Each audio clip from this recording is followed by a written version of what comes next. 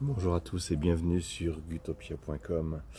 Alors aujourd'hui j'aimerais vous parler d'un logiciel, enfin pas d'un logiciel mais d'un site internet que j'utilise beaucoup pour les serpents des blés, les Pantheraphus guttatus, pour reconnaître les mutations et puis pour faire différentes choses avec. Alors voilà, on est dessus, ça s'appelle jansvivarium.com, alors sûrement... Alright, alright, alright. Okay, okay, okay. Certains connaissent déjà, hein. Donc c'est un site où on peut retrouver énormément de mutations sur les serpents des blés. Alors vous pouvez voir que là déjà il y a tous les types sauvages, hein, l'Alabama, le Keys, Miami, Normal, Okiti. Voilà, donc on peut, quand on clique, on peut voir, hop, on a souvent une photo d'un juvénile et puis une photo d'un adulte avec la tête, le ventre, et puis ensuite on a différentes photos proposées par les gens qui passent par ce site. Voilà.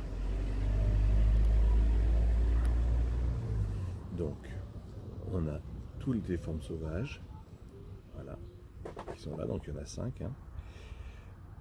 Donc évidemment, pour ceux qui ne savent pas encore, il n'y a pas un seul serpent des blés. Il y en a déjà 5 qui viennent de différentes régions des États-Unis. Donc ces différentes formes ont différentes couleurs. Par exemple, le Miami est beaucoup plus blanc, beaucoup plus contrasté. Alors là, c'est le juvénile. Et là, si on regarde, voilà, il est beaucoup plus contrasté. On voit la tête et le ventre en damier. Et puis voilà, on a différentes... vous voyez, par exemple, celui-ci, là, il est vraiment très contrasté. Donc on a toutes les formes sauvages et ensuite on a les mutations, les morphes,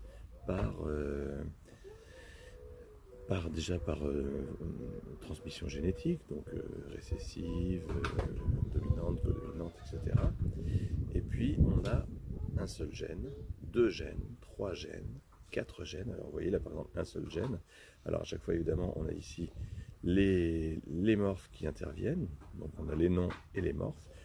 Donc là évidemment ça sera normalement les mêmes, hein, qui correspondent. Là les dominants incomplets, hein, comme le palmetto. Voilà, et les dominants. Après les doubles traits, par exemple le Humber, on voit à chaque fois ici que c'est un caramel hippo. Donc si on clique, on peut voir le juvénile, on peut voir l'adulte, la tête. Alors là il n'y a pas le ventral, mais bon, on peut le voir. Et puis ici on a plein de propositions. Alors en fonction des luminosités, on n'a pas tout à fait la même couleur, mais ça permet quand même d'avoir une idée sur la coloration de l'individu. Donc on a les simples, les doubles traits par exemple. Alors vous voyez que déjà il y en a beaucoup, hein. Ensuite on a les triples traits. Voilà, vous voyez que la liste est longue. Les quadruples. Alors par exemple, si on regarde par exemple un avalanche tessera, on voit que c'est un amélanistique, anéristristique, diffused et tessera. Voilà, et si on regarde, voilà, on voit le juvénile, très beau. J'adore les tessera. Bon, après, on n'a pas forcément toutes les photos, mais on peut les retrouver ici en bas. Voilà.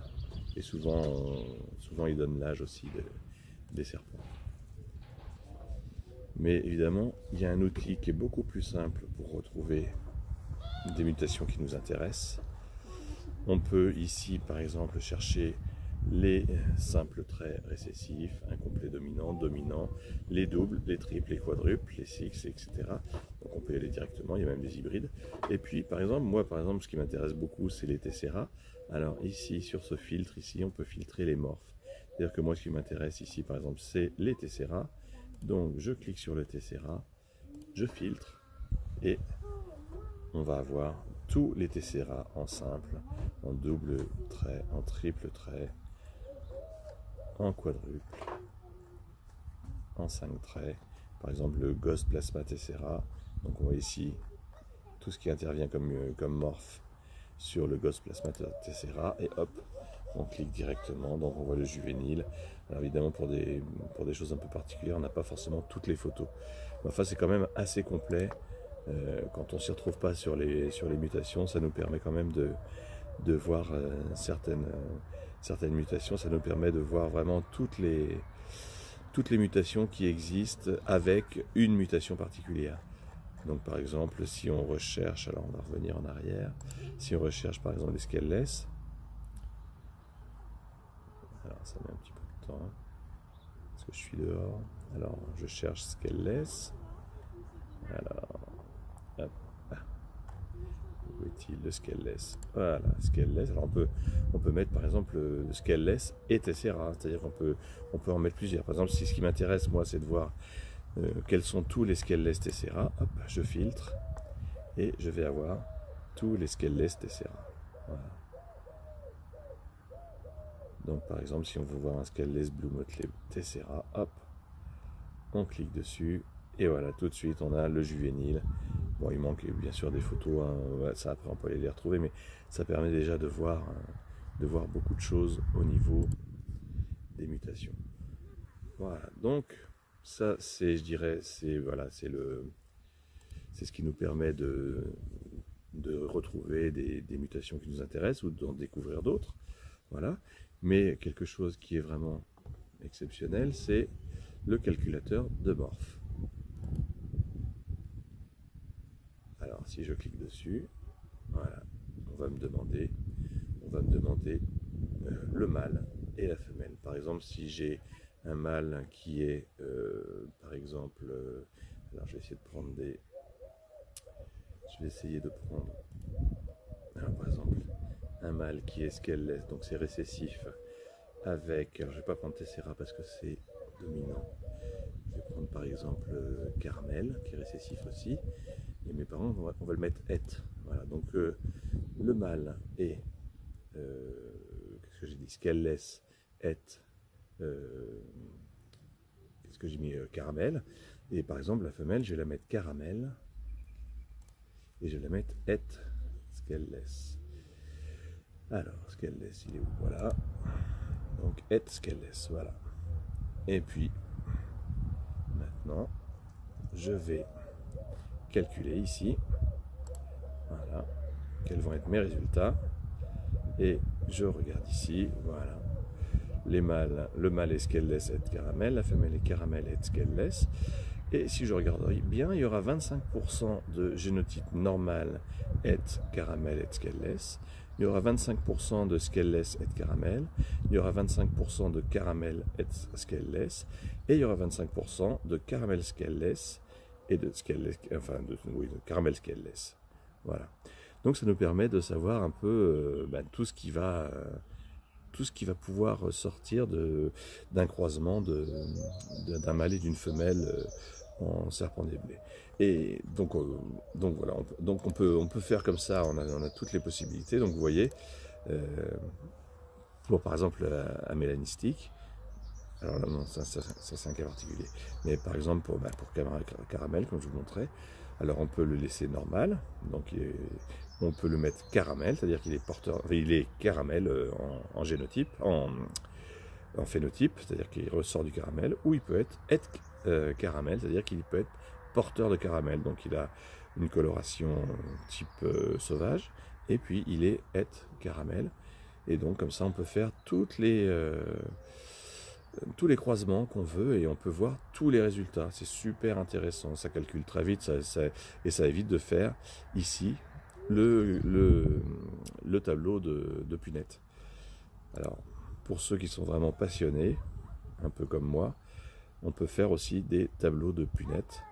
Ça, je vous en parlerai peut-être un peu plus tard, mais ça nous permet de faire des tableaux. Donc on met tous les locus des mâles et des femelles, et puis ça nous donne un tableau de Punnett comme on peut les connaître. Je vous en parlerai plus tard du carré de Punnett, parce que c'est vraiment quelque chose qui est intéressant. Donc voilà, Voilà ce site jansvivarium.com. Alors moi je l'utilise très souvent parce que ça me permet voilà, de découvrir de nouvelles mutations et puis de faire mes petits calculs génétiques.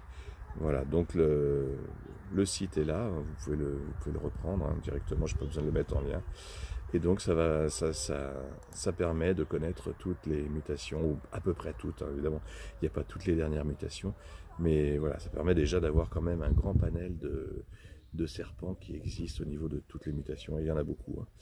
Voilà, bon, j'espère que cette petite découverte de site vous aura plu.